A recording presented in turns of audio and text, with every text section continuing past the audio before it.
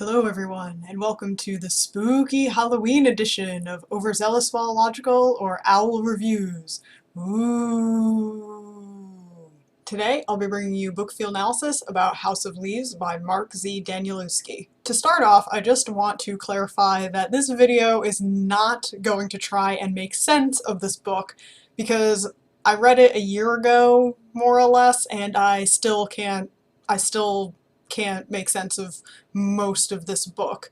The good thing about it is that I think I'm going to be thinking about this book for the rest of my life, and I assume that's what most authors like to hear. The Navidson record in this book is actually a home film that somebody made basically about their creepy-ass house, and most of the book is actually written as an analysis of this documentary that is supposed to exist, but even still, it's one of the creepiest stories I've ever read, even though you're kind of reading the analysis of this film and you don't see the film yourself. I couldn't read it at night though because I was terrified of some of these descriptions of the house with, you know, random doors appearing that lead to hallways that shouldn't exist, and oh, it's so creepy. There's this one part where they come back from a wedding to find a closet in their bedroom that had been there before, and it's just a closet. Like, it doesn't have any shelves or anything in it, it just has walls, but it wasn't there when they left, and then it's there when they get home. I'm sorry, but that's creepy! My Cathowl agrees with me. This book is creepy. So you can trust us. We're pretty much experts on horror. I might have a little bit of a bias here because I actually do tend to find haunted house stories to be some of the creepiest stories when they're done well, because we all have a place that we feel safe, and for most people that place is our home. And when something invades that, it feels like an extra violation. The Navidson record did not first appear as it does today. Nearly 7 years ago, what surfaced was the 5.5-minute hallway. A 5.5-minute optical illusion barely exceeding the abilities of any NYU film school graduate. The problem, of course, was the accompanying statement that claimed all of it was true.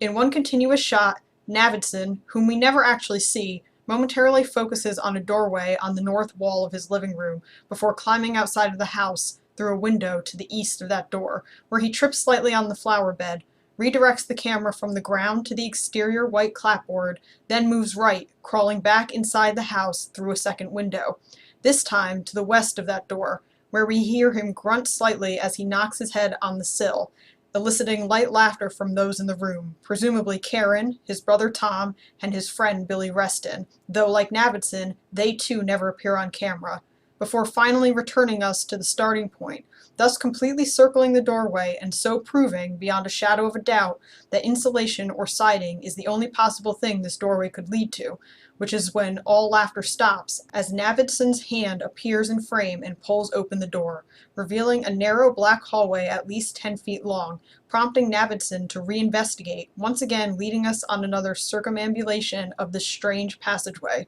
climbing in and out of the windows, pointing the camera to where the hallway should extend, but finding nothing more than his own backyard. No 10-foot protuberance, just rose bushes, a muddy dart gun, and the translucent summer air. In essence, an exercise in disbelief, which, despite his best intentions, still takes Navidson back inside to that impossible hallway. I don't want to give too much away, but obviously they do end up exploring that hallway, and every time they go in it, something more creepy happens. And this is what I mean by I'm probably going to think about this book forever, because as I was reading that excerpt, I just realized that it's a run-on sentence.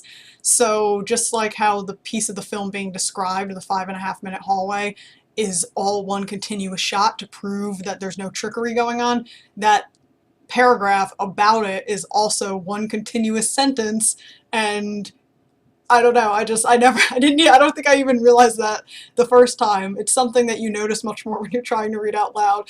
And so that's what I mean, though, about this book.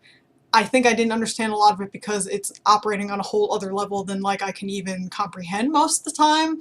Alright guys, that was my attempt at a field analysis about this crazy book called House of Leaves by Mark Z. Danielewski. If you enjoyed this video, please like it, and please subscribe to my channel so you can get all my future book reviews. Thanks for watching, and creepy reading. And just in case you were curious about my shirt, it is Keep Calm and Scary On. Happy Halloween!